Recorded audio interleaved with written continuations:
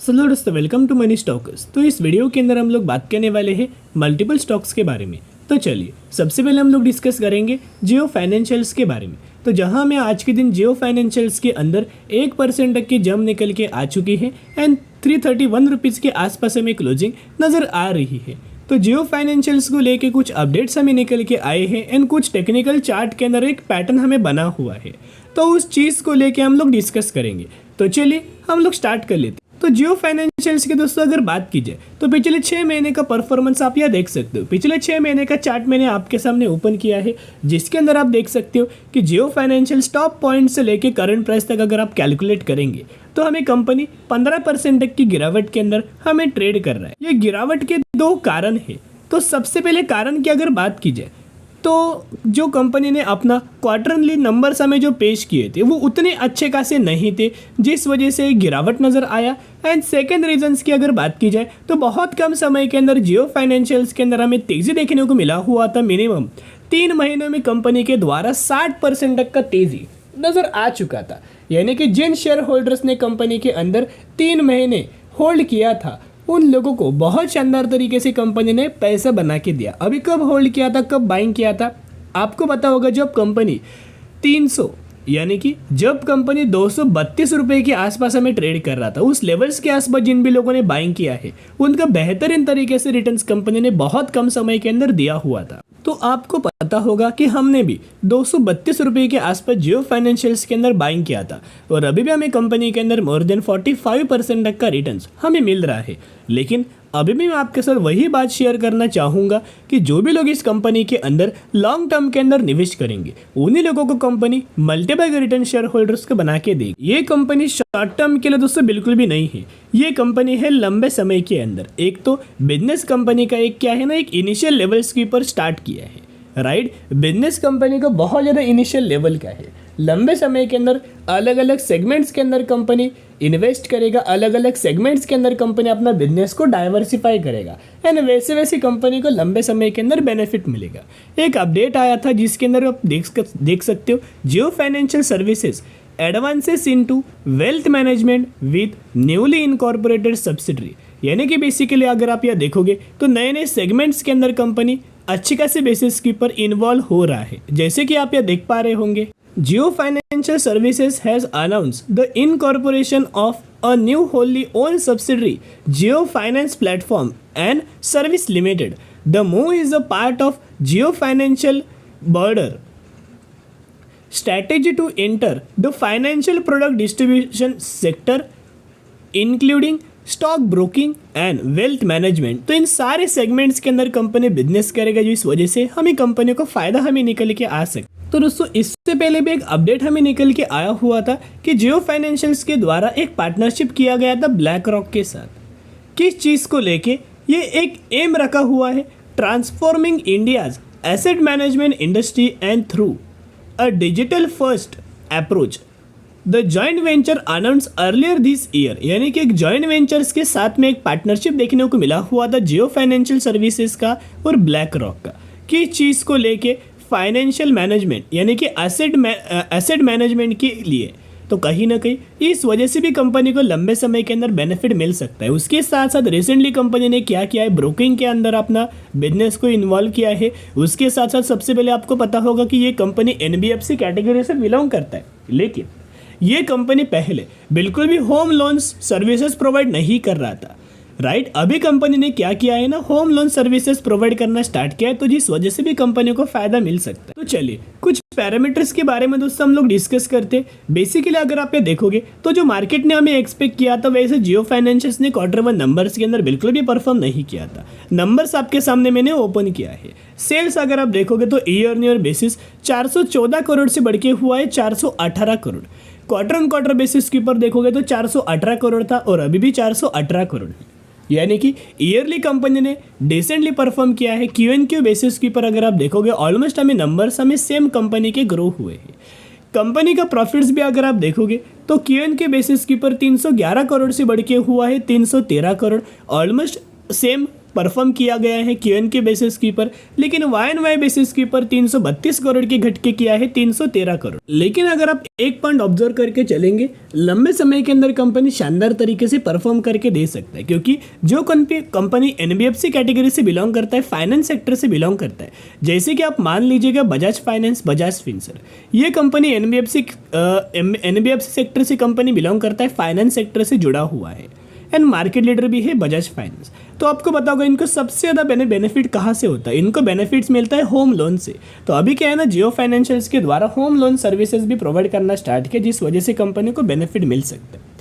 अभी अगर आप ऑब्जर्व करके चलेंगे तो म्यूचुअल फंड्स के द्वारा कंसिस्टेंटली बेसिस के पर लगातार दोस्तों बाइंग किया गया है। जैसे कि मैं आपके साथ शेयर करना चाहूँगा किन किन फंड्स के द्वारा कितने कितने करोड़ की बाइंग किया, चलिए डिस्कस कर लेते। क्वांट का एक फंड है 11,000 करोड़ की बाइंग, आईसीआईसीआई का एक फंड है 6,600 करोड़ की बाइंग, मोतीलाल ओसवाल का एक फंड है 2,000 करोड़ बाइंग, निप्पॉन का एक फंड है 5,400 करोड़ की बाइंग। यानी कि कहीं ना कहीं अगर आप देखोगे म्यूचुअल फंड्स के द्वारा हमें बाइंग किया जा रहा है। तो चलिए हम लोग ने जैसे वीडियो दोस्तों आपके साथ स्टार्ट किया था, वीडियो के स्टार्टिंग में हमने आपके साथ इन्फॉर्म किया था कि जियो फाइनेंशियल्स का जो टेक्निकल चार्ट है उसके अंदर एक पैटर्न हमें बना हुआ है, और यही पैटर्न को यूज़ करके हमें करेंटली मोर देन 45% तक का रिटर्न हमें जियो फाइनेंशियल्स के अंदर हमें मिल रहा है।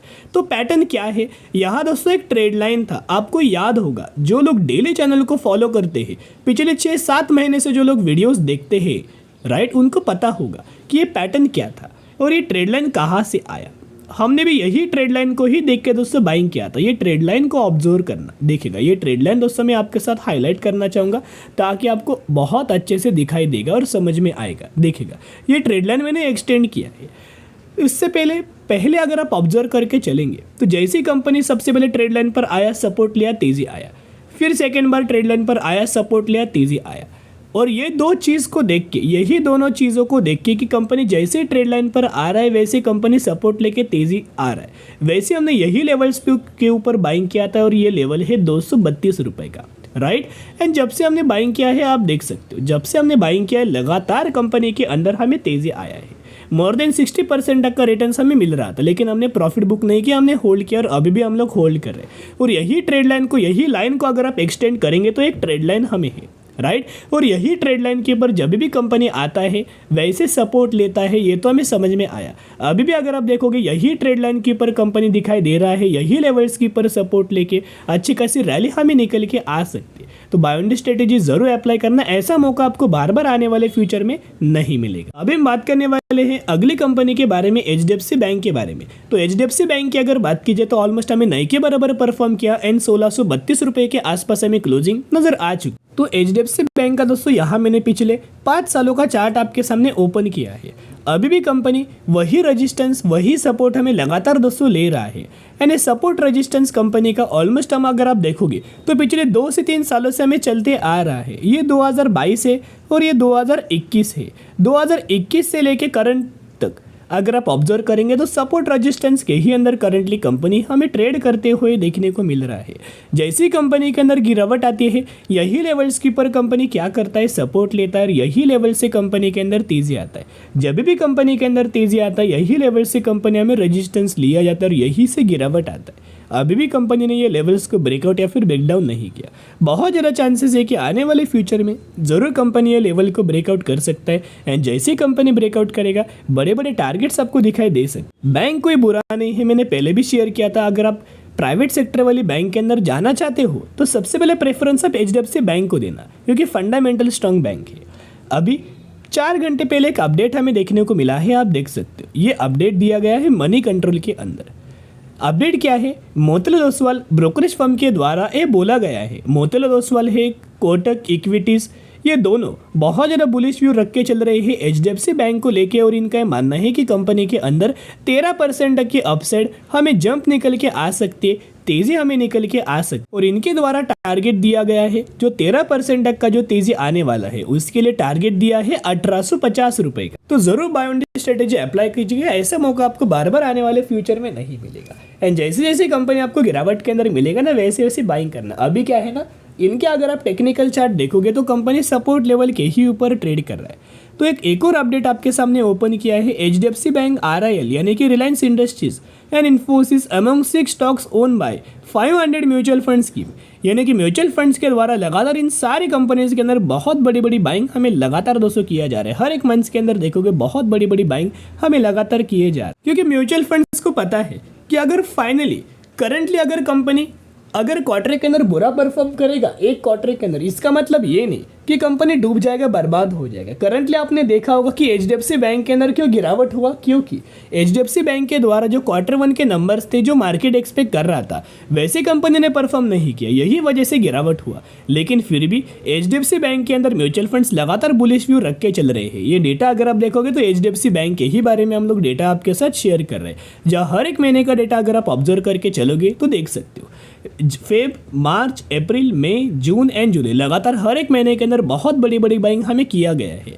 यानी कि आप समझ सकते हो कितना ज़्यादा म्यूचुअल फंड्स बुलिश व्यू रख के चल रहे हैं, क्योंकि म्यूचुअल फंड्स को पता है कि कंपनी क्या है, बिजनेस क्या है, लंबे समय के अंदर क्या परफॉर्म करके दे सकता है। इसी वजह से म्यूचुअल फंड्स के द्वारा HDFC बैंक के अंदर बाइंग किया गया है। देखिएगा HDFC बैंक का ये एक रेजिस्टेंस लेवल है, ये एक सपोर्ट लेवल है। आप देख सकते हो प्रीवियसली कई बार कंपनी ने यही लेवल्स के ऊपर सपोर्ट लेके हमें तेज़ी दिखाया हुआ है। देखिएगा जब भी कंपनी के अंदर गिरावट हुआ सपोर्ट लिया और तेज़ी आया है। अभी अगर आप ऑब्जर्व करके चलेंगे ये करंट का है, इस लेवल्स के ऊपर करंटली हमें HDFC बैंक ट्रेड कर रहा है, तो यही लेवल्स के ऊपर सपोर्ट लेके अच्छे खासी रैली हमें HDFC बैंक के अंदर देखने को मिल सकती है। तो बाय ऑन दी स्ट्रेटेजी जरूर अप्लाई करना। अभी हम बात करने वाले हैं अगली कंपनी के बारे में जिसका नाम है money master leasing and finance limited. 167 rupees पर ये कंपनी ट्रेड कर रहा है और यही साल कंपनी स्टॉक मार्केट के अंदर लिस्टेड हुआ है। कोई ज़्यादा कंपनी का परफॉर्मेंस हमें निकल के नहीं आया। रिसेंटली ये कंपनी के द्वारा 1:10 रेशियो का स्प्लिट का अनाउंसमेंट किया गया, यानी कि अगर आपके पास इस कंपनी के 1 शेयर होंगे तो हर एक शेयर के बदले कंपनी आपको 10 शेयर देने वाली है। तो ज़रूर कंपनी के बारे में स्टडी एनालिसिस जरूर करना।